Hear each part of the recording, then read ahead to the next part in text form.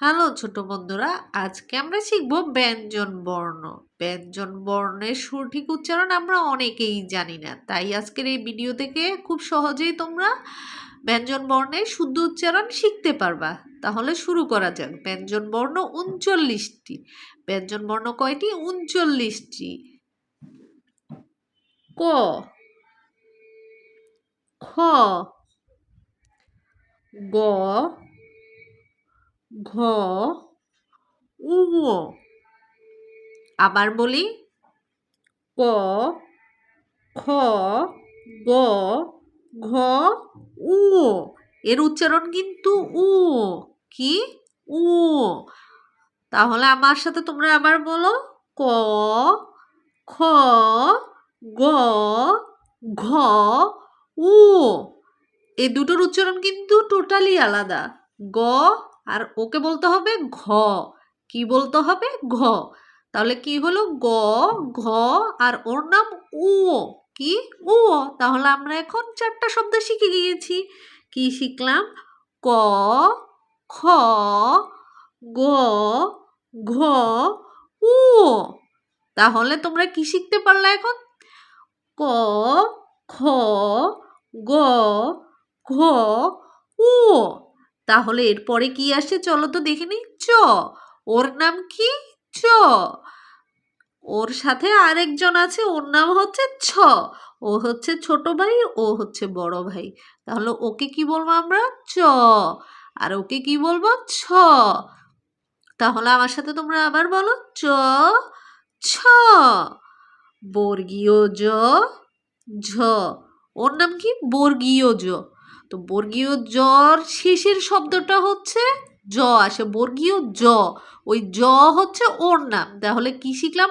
বর্গীয় জ আর জ। তাহলে কি শিখতে পারলাম এখানে? চ, ছ, বর্গীয় জ, জ। তারপর ওর নাম হচ্ছে ইও। ও হচ্ছে ওদের 4জন থেকে আলাদা। দেখো, ও হচ্ছে চ, ছ। এরপরে বর্গীয় জ, জ, ইও। তারপর হচ্ছে ট। ওর নাম কি? ট। ঠ, ড, ঢ, মূর্ধন্য। তাহলে কি শুনলাম আমরা এদের নাম? ট আর ঠ। ট আর ঠ দুটো কিন্তু আলাদা শব্দ। অনেক সময় আমরা ওদের উচ্চারণটা বুঝতে পারি না। আমি তোমাদেরকে বুঝিয়ে বলছি। ট আর ওকে বলতে হবে ঠ। ড, ঢ। কি বললাম? ড আর ঢ। তাহলে আমার সাথে আবার বলো, ড, ঢ, মূর্ধন্য। কি বললাম? মূর্ধন্য। তাহলে আমার সাথে তোমরা আবার বলো, ট, ঠ, ড, ঢ, মূর্ধন্য। ত। ওর নাম কি? ত। থ। দুটো কিন্তু আলাদা, আমি তোমাদেরকে বারবার বলছি। ত আর থ। তাহলে কি শুনলা তোমরা? ত, থ। দ আর ধ। ওর নাম কিন্তু দ আর ওর নাম ধ। কি? ধ। দ, ধ। ওকে গলার ভিতর থেকে আওয়াজ করে উচ্চারণ করতে হবে। ধ। আর হচ্ছে দন্তন্য। মূর্ধন্য আর দন্তন্য কিন্তু দেখতে প্রায় একই রকম তোমাদের কাছে, কিন্তু দুটো কিন্তু আলাদা। ওর উপরে কিন্তু মাত্রা নেই, মানে একটা দাগ নেই। আর ওর মাথার উপরে দেখো একটা দাগ দেওয়া আছে। ওকে। তাহলে কি? এই যে দন্তন্য আর মূর্ধন্য, তোমরা কিন্তু দুটোর নাম ভালো করে শুনে নাও। তাহলে এখান থেকে আমি তোমাদেরকে আবার বলছি, ট থেকেই বলছি যাতে তোমাদের বুঝতে সুবিধা হয়। ট, ঠ, ড, ঢ, মূর্ধন্য। ত, থ, দ, ধ, দন্তন্য। ওর নাম কি? দন্তন্য। তোমরা কি বুঝতে পারছো? আমার সাথে সাথে কিন্তু তোমরা উচ্চারণ করো, তাহলে কিন্তু তোমাদের উচ্চারণটা স্পষ্ট হয়ে যাবে। প, ফ। দেখো, শুনো, দুইটা কিন্তু দেখতেও আলাদা, ওদের উচ্চারণও কিন্তু আলাদা। প, ফ। কি? প, ফ। ব ভ, ওদেরকে কিন্তু গলার ভিতর থেকে উচ্চারণ করতে হয়। দেখো প ক্লিয়ার, একেবারে স্পষ্টভাবে প, জাস্ট মুখ দিয়ে বললেই উচ্চারণ হয়ে যায় প। আর এটা হচ্ছে ফ, মানে একটু মোটা করে বলতে হবে ওকে, ফ। আর ও হচ্ছে ব, মানে কি ব। আর ও হচ্ছে ভ, কি ভ। তোমরা ভালো করে শুনে নাও, ব আর ভ, এই এক ভিডিওতে আমরা ব্যঞ্জন বর্ণের সঠিক উচ্চারণটা শিখে যাব। দেখো আমার সাথে আবার বলো, প ফ, কি প ফ, ব ভ, ম। ওর নাম কি ম। ওরা কিন্তু চারটা, দেখো একজন একজনের, একজন ছোট ভাই একজন বড় ভাই, তাই ও ছোটভাবে প আর ওকে বলতে হবে ফ, ব ভ। আর ম হচ্ছে একজন, তাই ওকে ম জাস্ট শেষ। তাহলে কি বললাম, প ফ ব ভ ম। আর দেখো উন্দস্ত জ, ওর নাম কি উন্দস্ত জ, র। দেখো ব আর র কিন্তু একই রকম, র আর বর মধ্যে পার্থক্যটা কি দেখো, বর নিচে কিন্তু আমরা কোনো ফোঁটা দেখি না, কিন্তু রর নিচে একটা ফোঁটা আছে, কি আছে, একটা বৃত্ত গোল চাঁদের মতো। তাহলে কি উন্তস্ত জ র, আর হচ্ছে ল, কি ল। তাহলে দেখো উন্তস্ত জ র ল, তোমরা কিন্তু আমার সাথে বারবার উচ্চারণ করবা। উন্তস্ত জ র ল, তালবস্য, ওর নাম কি তালবস্য। ভালো করে শুনে নাও, ওর সঠিক উচ্চারণ তালবস্য, কি তালবস্য। আমার সাথে আবার বলো, তালবস্য। মূর্ধন্যস্য, ওর নাম কি মূর্ধন্যস্য। দেখো উন্তস্ত জ আর মূর্ধন্যস্য কিন্তু একই রকম, একই রকম লাগছে না, কিন্তু দুটোর মধ্যে একটা ব্যবধান আছে, কি আছে সেটা দেখো। ওর পেটের মাঝখানে, এই যে দেখো এটা মনে করো ওর একটা পেট, শরীর, ওর শরীরের মাঝখানে একটা কাটা দাগ দেওয়া আছে, কি দেওয়া আছে, কাটা দাগ। উন্তস্ত জোর মাঝখানে কিন্তু ওর কোনো কাটা দাগ নেই, দেখো কোনো কাটা দাগ আছে কি না, না নেই। কিন্তু মূর্ধন্যস্বর মধ্যে দেখো, এই যে পেটের মাঝখানে একটা কাটা দাগ দেওয়া আছে, ওর শরীরের মাঝখানে একটা দাগ আছে, ঠিক আছে, কিন্তু উন্তস্ত জোর মধ্যে কিন্তু নেই।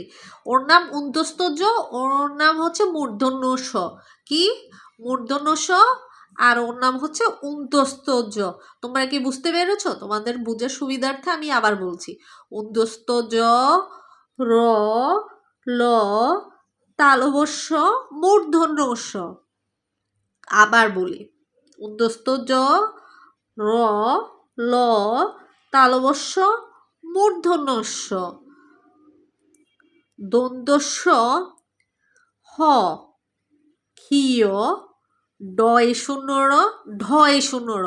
দেখো তোমরা, ওর নাম হচ্ছে ডয় শূন্য র, ড কিন্তু দেখতো ওর মতোই, শুধু ওর নিচে একটা গোল বৃত্ত দেওয়া আছে, বৃত্ত মানে একটা গোল ফোঁটা দেওয়া আছে, দেখো ড আর ডয় শূন্য র দেখতে কিন্তু একই রকম, কিন্তু ওদের মধ্যে তফাৎ হচ্ছে একটা গোল নিচে দেওয়া আছে, ডর মধ্যে দেওয়া নেই। আমি তোমাদেরকে দেখাচ্ছি, দেখো এই যে ড, ডর মধ্যে নিচে কি কোনো ফোঁটা দেওয়া আছে না, যখন ফোঁটা দেওয়া হবে এখানে তাহলে তখন হয়ে যাবে ডয় শূন্য র, মানে একটা শূন্য দেওয়া আছে, তাই ওর নাম হচ্ছে ডয় শূন্য র, কি ডয় শূন্য র। তাহলে আমার সাথে বললো ডয় শূন্য র, আর ওর নাম হচ্ছে ঢয় শূন্য র, কি ঢয় শূন্য র। দেখো এই যে ঢ, দেখো ঢ, ওই ঢটাই ওকে বলতে হবে ঢয় শূন্য, ওর নিচে একটা শূন্য দেওয়া আছে, গোল দেওয়া আছে, তাই হবে ঢয় শূন্য র। তাহলে দেখো আবার বলি, দন্তস্য হ ক্ষীয়, ওর নাম হচ্ছে ক্ষীয়। তোমাদের অনেকের বইতে কিন্তু ক্ষীয়টা দেওয়া নাও থাকতে পারে, কিন্তু ক্ষীয় আমাদের লেখার সময় দরকার পড়ে, অনেক বইতে আছে অনেক বইতে নাই, এটা না থাকলেও কিন্তু কোনো সমস্যা নেই। ডয় শূন্য র, ঢয় শূন্য র। তাহলে আবার বলি, দন্তস্য হ ক্ষীয়, ডয় শূন্য র, ঢয় শূন্য র। উন্দস্ত, ওর নাম কিন্তু উন্তস্ত, দেখো ওর নিচে ফোঁটা নেই, তাই ওর নাম হচ্ছে উন্তস্ত জ, ওর নাম হচ্ছে জ। অনেকে আমরা এটাকে উন্দস্ত জ আর উন্দস্ত দুটার মধ্যে কিন্তু মিলিয়ে ফেলি, কিন্তু দুটো আলাদা। ওর নিচে ফোঁটা নেই, তাই ওর নাম হচ্ছে উন্দস্ত জ আর ওর নাম হচ্ছে উন্দস্ত। কি আমরা কি বুঝতে পেরেছি? তাহলে আমি ওইখান থেকে আবার তোমাদেরকে দেখাচ্ছি। এই যে দেখো, উন্তস্ত জ আর উন্তস্তর মধ্যে ব্যবধানটা হচ্ছে, উন্তস্তর মধ্যে একটা গোল বৃত্ত বা ফোঁটা দেওয়া আছে, আর কিন্তু উন্তস্ত জর মধ্যে ফোঁটাটা দেওয়া নেই। তাহলে উন্তস্ত, খণ্ডত্ব, অনুস্বর, বিসর্গ, চন্দ্রবিন্দু। এই যে দেখো, ওর নাম হচ্ছে চন্দ্রবিন্দু, চাঁদের মতো দেখতে, তাই ওর নাম চন্দ্রবিন্দু। আবার বলি, উন্দস্ত, খণ্ডত্ব, অনুস্বর, বিসর্গ, চন্দ্রবিন্দু। তাহলে 39টি ব্যঞ্জনবর্ণ আমরা শিখে ফেললাম। তাহলে আমরা শুরু থেকে এবার একবারে বলে যাই, যাতে তোমাদের সুবিধা হয় যে এতক্ষণ আমরা কি শিখলাম। ক, খ, গ, ঘ, ও, চ, ছ, বর্গীয় জ, জ, ইয়, ট, ঠ, ড, ঢ, মূর্ধন্য, ত, থ, দ, ধ, দন্তন্য, প, ফ, ব, ভ, ম।